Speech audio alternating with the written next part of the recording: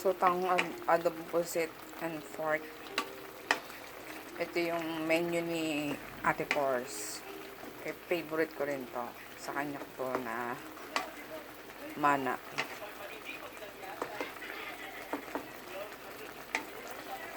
Madalas akong magluto niya.